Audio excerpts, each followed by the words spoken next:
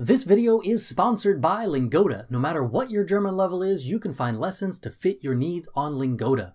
All of the lessons are live lessons with qualified native speakers who can help you reach your German learning goals. Click the link in the description and get started learning German with Lingoda today.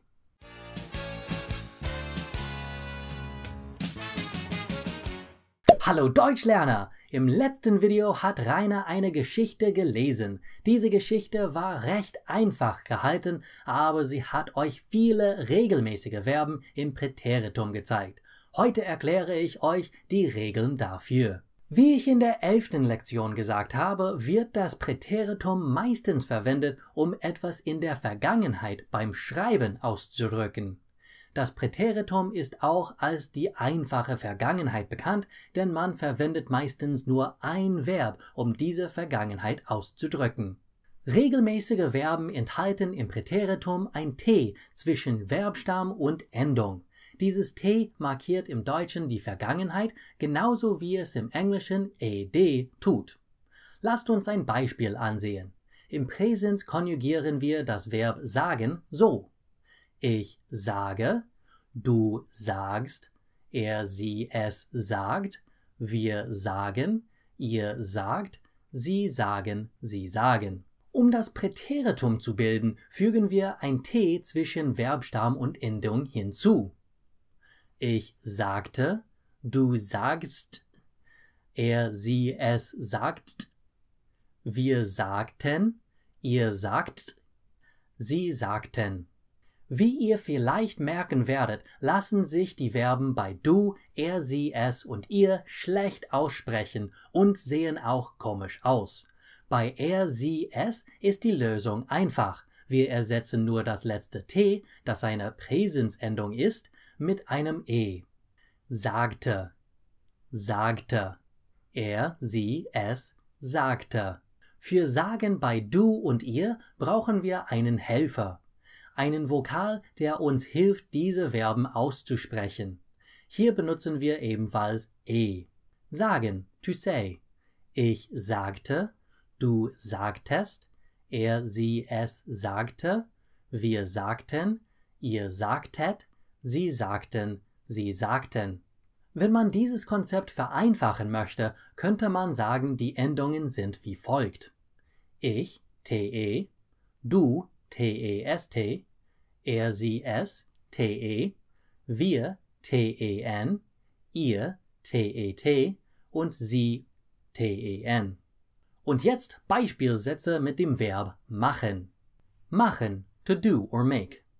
Ich machte den ganzen Tag nichts. I did nothing the entire day. Was machtest du? What did you do? Der Mann machte, was er wollte. The man did what he wanted. Wir machten eine Liste. We made a list. Ihr machtet ein gutes Angebot. You made a good offer. Die Diener machten, was die Prinzessin befahl. The servants did what the princess commanded. Wenn ein Verbstamm mit D oder T endet, benutzen wir wieder den Hilfsvokal E und setzen ihn zwischen Verbstamm und Endung ein. Ganz genau wie wir es bei ihr sagtet getan haben. Zum Beispiel: Ich redete mit dem Lehrer. I talked with the teacher. Redetest du mit deiner Mutter? Did you talk with your mother? Die Krankenschwester redete mit den Eltern des Kindes. The nurse talked with the parents of the child. Die Leute redeten und wir hörten nicht zu. The people talked and we didn't listen. Redetet ihr mit dem Bürgermeister? Did you talk to the mayor? Die Studenten redeten über Moral und Religion. The students talked about morals and religion. Ich arbeitete in einem Lebensmittelgeschäft. I worked in a grocery store. Arbeitetest du am ersten Weihnachtstag? Did you work on Christmas Day? Mein Vater arbeitete als Mechaniker. My father worked as a mechanic. Wir arbeiteten zusammen. We worked together. Arbeitetet ihr an Silvester? Did you work on New Year's Eve? Die Verkäufer arbeiteten die ganze Nacht. The salespeople worked the entire night. Diese Regel gilt auch, wenn zwei Konsonanten nebeneinander stehen und die Laute dieser Konsonanten nicht derselbe sind.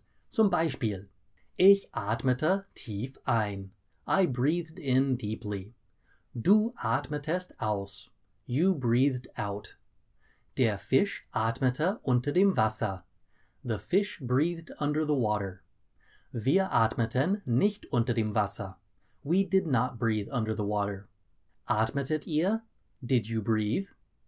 Die Bäume atmeten auch. The trees breathed too.